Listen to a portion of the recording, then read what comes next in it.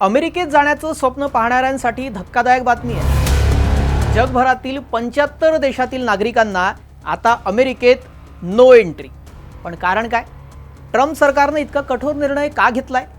कधीपासून हा निर्णय लागू होणार आहे? या 75 देशांच्या यादीत कोणकोणत्या देशाचा समावेश आहे आणि महत्त्वाचं भारताचा या यादीत समावेश आहे का? सर्व काही जाणून घेणार आहोत। त्यासाठी व्हिडिओ शेवटपर्यंत पहा। नमस्कार, मी श्रेयस पांडे, तुम्ही पाहताय न्यूज 18 मराठी।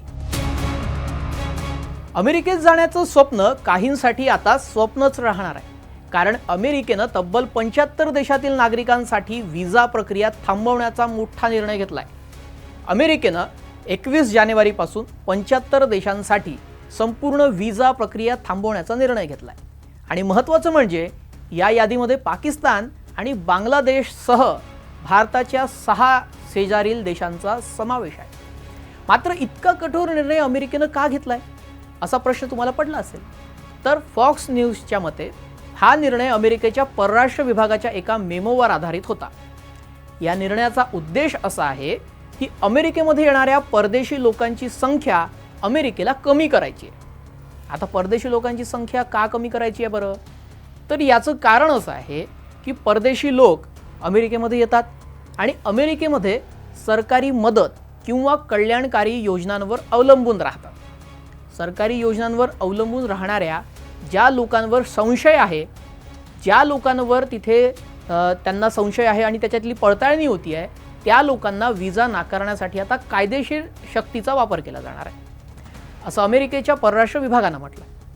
आता तपासणी आणि पडताळणी प्रक्रियेचा आढावा पूर्ण होईपर्यंत व्हिसा अर्ज नाकारण्याचे निर्देश अमेरिकन दूतावास आणि काउन्सिलर अधिकाऱ्यांना देण्यात आलेले आहे। त्यामुळे ते आता अर्ज नाकारू शकतात। ही स्थगिती किती काळ असेल याची कोणतीही माहिती देण्यात आलेली नाही आहे। तपासणी आणि पडताळणी प्रक्रियेचा आढावा पूर्ण होईपर्यंत या 75 देशांसाठी स्थलांतरित व्हिसा प्रक्रिया पूर्णपणे बंद असेल। ही स्थगिती किती वेळ असेल त्याबाबतही अजून कुठलीही माहिती नाही आहे। पण एक महत्त्वाची गोष्ट अशी की हा निर्णय पर्यटन, व्यवसाय किंवा तात्पुरत्या व्हिसावर लागू होणार नाही आहे, कारण पर्यटनातून पैसा येतो आणि व्यवसायामधून देखील पैसा येतो आणि पैसा हा फार महत्त्वाचा आहे। बरं, फुटबॉल विश्वचषकासारख्या आंतरराष्ट्रीय कार्यक्रमांवरही याचा परिणाम होणार नाही आहे, कारण तिथूनही पैसा येणार आहे। म्हणून पैसा आ रहा है तो काम चल रहा है। बरं, सर्व व्हिसा अर्जदारांच्या सोशल मीडिया अकाउंटची आता कडक तपासणीही केली जाणार आहे, हे ट्रम्प प्रशासनानं स्पष्ट केलेलं आहे। चला मग आता या 75 देशाच्या यादीमध्ये कोणकोणते देश आहेत ते सुद्धा जाणून घेऊयात आणि भारताचा यात समावेश आहे का तेही सांगतो। यादीमध्ये आशिया, आफ्रिका, युरोप, कॅरिबियन, उत्तर आणि दक्षिण अमेरिका या सर्व खंडातील देशांचा समावेश आहे। यामध्ये पाकिस्तान, बांगलादेश, अफगाणिस्तान, नेपाळ, इराण, इराक, सिरिया, तसंच Russia, Brazil, Cuba, Nigeria, Somalia असे अनेक देश आहेत। पण भारताचं काय? हा आपल्यासाठी महत्त्वाचा मुद्दा आहे। तर आता सध्या तरी भारताचा या 75 देशांच्या यादीमध्ये समावेश नाही आहे। आता थोडंसं आनंदी होऊन जा।